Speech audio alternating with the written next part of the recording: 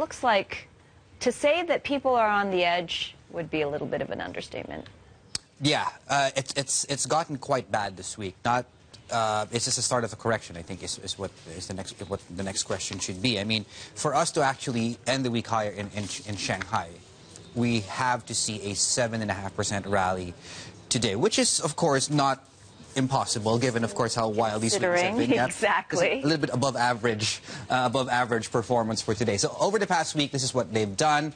Now, there are lots of reasons that have been put. Of course, I think it was early this week or late last week when the CSRC put out some limits on what when brokerages can extend as far as margin financing is concerned. Now, that being said, that it really all boils down to, is there enough money to keep this going? Because there's so many IPOs in the market. You look at the gauges for liquidity, these interbank rates, whether that's the 1-day, 7-day, 21-day, so on and so forth, they've actually crept up quite substantially over the past, I think over the past 8 days.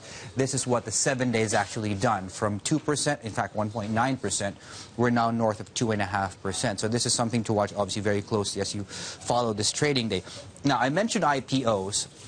I think we have 25 IPOs or 25 companies doing their book building this week, which is expected to lock up, I think, over $1 trillion in bids, sidelining that money. Now, it's come at a time as well when IPOs haven't done very well, at least comparatively speaking, compared to, say, January to May. So it's taken some of the luster out of IPOs right now, and people look at this, and it's also a gauge of sentiment as well. So, which is why we've actually seen fairly choppy trade in China this week.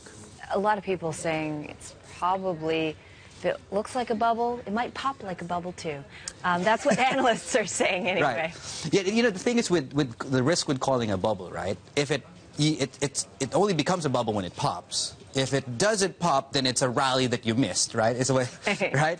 But I mean, that being said, the number of people who've actually said we're not going to touch this market has actually increased. Bank of America, JP Morgan, BOCOM actually did an analysis over 800 years of bubbles.